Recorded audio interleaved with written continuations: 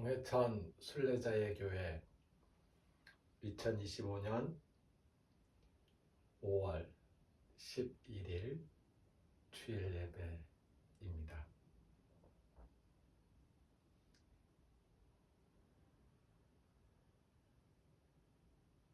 사도들의 신앙 고백으로 우리의 신앙을 먼저 고백하겠습니다. 나는 전능하신 아버지 하나님 천지의 창조주를 믿습니다. 나는 그의 유일하신 아들 우리 주 예수 그리스도를 믿습니다. 그는 성령으로 잉태되어 동정녀 마리아에게서 나시고 본디오 빌라도에게 고난을 받아 십자가에 못 박혀 죽으시고 장사된 지 사흘 만에 죽은 자 가운데서 다시 살아나셨으며 하늘에 오르시어 전능하신 아버지 하나님 우편에 앉아 계시다가 거기로부터 살아있는 자와 죽은 자를 심판하러 오십니다. 나는 성령을 믿으며 거룩한 공교회와 성도의 교제와 죄를 용서받는 것과 몸의 부활과 영생을 믿습니다. 아멘. 성서의 말씀은 민수기 19장 1절에서 21장 35절까지의 말씀입니다. 지난 일주일 동안 민수기 19장에서 21장까지의 말씀을 우리가 나누어서 매일 성서 묵상으로 함께 읽었습니다. 오늘은 그 읽은 말씀들 중에서 몇 가지를 함께 짚어보려고 합니다. 우선 19장에 나와 있는 말씀 중에서 중요한 말씀 한 가지가 붉은 암송아지의 죄에 대한 겁니다. 그러니까 누군가가 의심을 받을 일을 했을 때 어떻게 할 것이냐라는 겁니다. 특히 의심이 가장 빈번하고 그리고 잘 일어날 수 있는 케이스가 부부간에 일어나는 일들입니다. 의심입니다. 부인이 아기를 가졌는데 이 아이가 내 아이일까? 내 아이가 아니고 혹시 다른 사람의 아이는 아닐까? 나 말고 다른 사람과 관계를 가지고 임신한 것은 아닐까 하는 의심이 생길 수 있습니다. 사실 이 의심은 가부장제라는 제도가 역사 속에서 자리 잡고 제도화되는 과정 속에서 불가피하게 발생되는 의심이기도 합니다. 우리 같은 경우에는 조선조가 될 수 있을 것이고요. 조선에 이르러서 가부장제가 일부 일처를 정점으로 하는 사실은 일부 일처 다첩제가 이 일부 남성 가부장을 중심으로 해서 가족관계가 꾸려졌고요.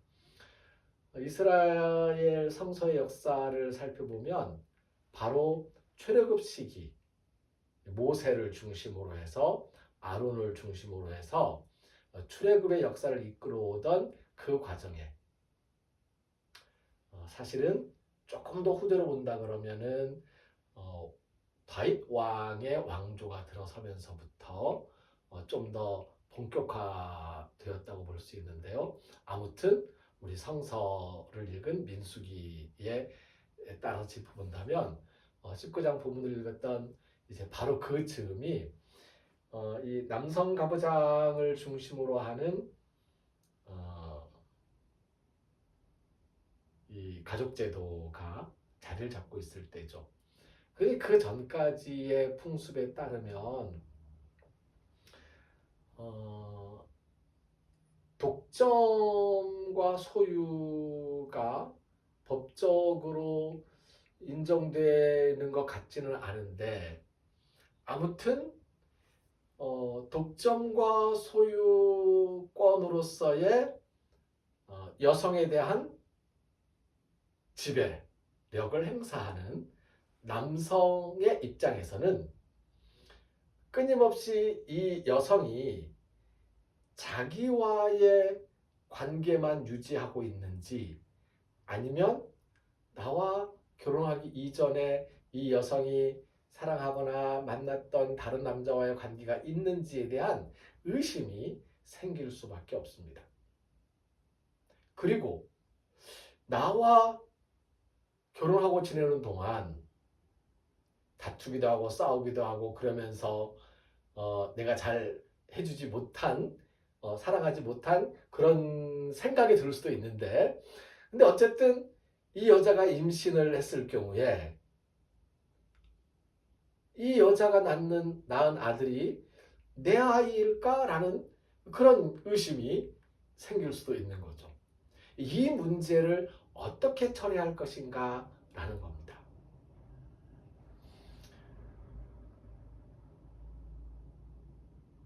처리하는 방식으로 율법에서 정한 것은 붉은 암송아지의 재를 탄 물을 잿물을 여성에게 먹게 함으로써 그 여성의 몸에 잿물을 먹고서 어떤 변화가 없으면 의심할 일이 없었던 것으로 인정하는 이렇게 규례를 만들어 놓은 것이지요. 이 법은 여성의 죄라고 의심되는 어떤 사례에 대해서 확증하기 위한 규례가 아니고 여성에 대한 의심을 불식시키고 의심받고 있는 여성으로 하여금 자유롭게 살아가도록 하는 그러한 해방의 규례로 작용하고 그렇게 사용되었을 경우가 훨씬 많다고 저는 생각을 하고 있습니다. 이 의심의 문제는 인간들과 하나님과의 관계에서도 마찬가지였습니다. 하나님이 왜 우리를 선택해서 이집트에서 우리를 해방시키고 우리를 이곳 광야로 이끌어왔을까? 라는 의심인 거죠. 하나님이 정말 우리를 좋은 곳으로 데려가는 거 맞아? 라고 하는 의심인 거죠. 이런 의심이 인간들이 하나님께 대해서 끊임없이 제기를 했습니다. 그때마다 하나님께서 보여주시는 것은 그 의심에 대한 징벌보다는 그 의심에 대한 섭섭함을 토로하면서도 백성들이 살 길을 보여주고 베풀어주는 형태로 나타나는 것이죠. 물이 없다고 우리를 죽게 만들려고 데리고 왔냐고 의심하고 원망하고 불평하는 사람들에게 하나님께서는 물을 주십니다. 고기가 없다고 불평하는 사람들에게 또 고기를 주십니다. 그 불평을 다 들으면서 화도 나죠. 화를 내시고 섭섭하다고 막 뭐라고 말도 하시고 이 민족을 내가 다 쓸어버려! 라는 그런 죄송합니다. 막말도 하시고 그러시지만 하나님께서는 끝까지 그들이 살 수 있는 방법으로 인도하신다는 겁니다. 살 길을 끝끝내 포기하지 아니하시고 제시하는 것. 이것이 하나님이 인간들에게 보여주시는 하나님의 규례, 하나님의 사랑의 언약의 실천 방식인 것입니다. 그런데 우리는 그러한 하나님의 사랑, 우리의 생명을 살리고 살 길을 열어주시고 인도하시는 그런 모습들에 대해서는 별로 감동을 못하고 하나님이 징벌을 내리시고 화를 내고 벌을 내려서 사람들을 죽게 하시려 하는 그런 장면들을 더 인상 깊게 가슴에 새기고 있는 것이죠. 하나님께 벌을 받는 일이 없지 않습니다. 20장, 21장 말씀을 계속 읽어봐도 하나님께서 벌을 내는 그런 말씀들이 나타나기도 합니다. 그럼에도 불구하고 우리는 그 말씀 속에서 근원적으로 하나님이 포기하지 아니하시고 화를 내시면서도 사랑하는 마음으로 길을 열어주시고 인도하시는, 우리에게 살 길을 열어주시는, 붉은 암송아지의 죄를 먹이면서 그 여인의 살 길을 열어주셨던 것처럼 우리에게, 우리로서는 너무 큰 거 아닙니까? 라고 할지 모르지만 돌이켜보면 견딜 만한 그런 벌을 주시면서 살 길을 열어주시는 생명의 하나님의 구원의 사랑을 오늘 말씀을 통해서 다시 한번 확인하게 됩니다. 살 길을 열어주시는 하나님이라는 주제를 가슴에 새기고 오늘 말씀을 되새겨 보시면 좋겠습니다. 우리에게 살 길을 열어주신 하나님께서 우리에게 필요한 것, 우리에게 오늘 필요한 양식들, 생존을 위한 모든 것들을 허락해 주심을 믿고 감사하면서 또 그런 하나님을 찬송하는 마음으로 토나르톤 헤몬 토네 피우시온, 우리에게 필요한 양식을 도스헤민 세메론, 오늘 우리에게 주십시오라는 예수님 가르쳐 주신 기도 가운데 나오는 그 찬송을 가사에 담아서 함께 찬송하겠습니다.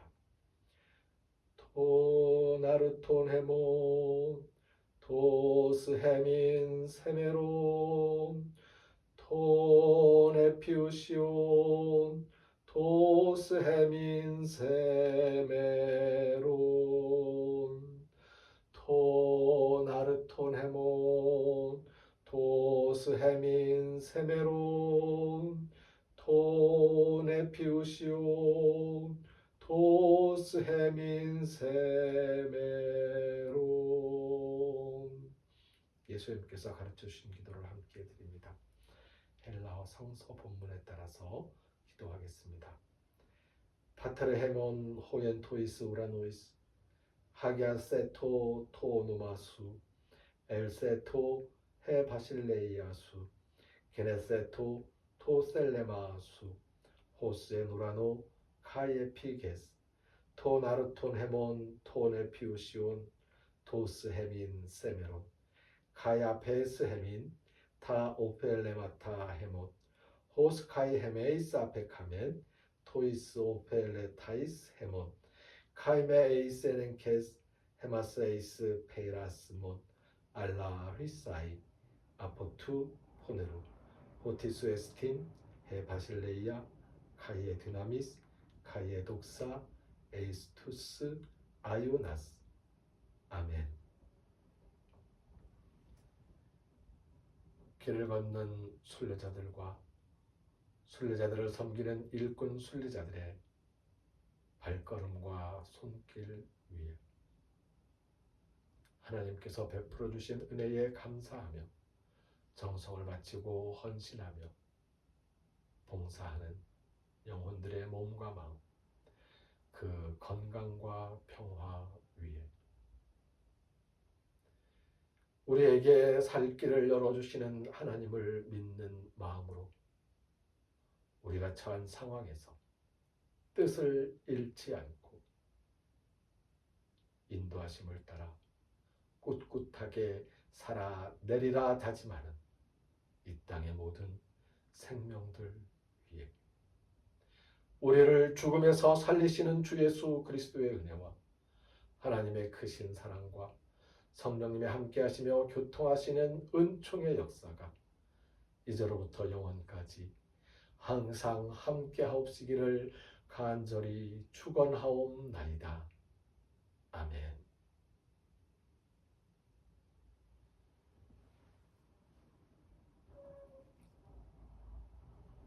현장 예배에서는 김은혜 전도사님께서 말씀을 전해주셨고요.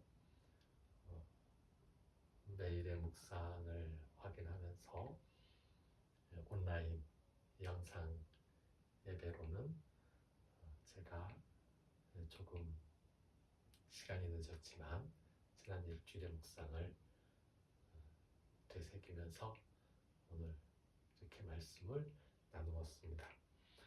다음 주에는 가파도에서 함께 야외 예배를 드리려고 하는데요.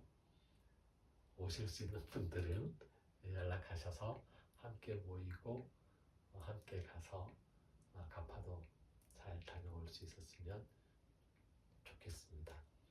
하나님의 선교 사역을 위해서 여기저기에서 노력하고 힘쓰고 땀 흘리는 선교사님들의 열정과 그 어려움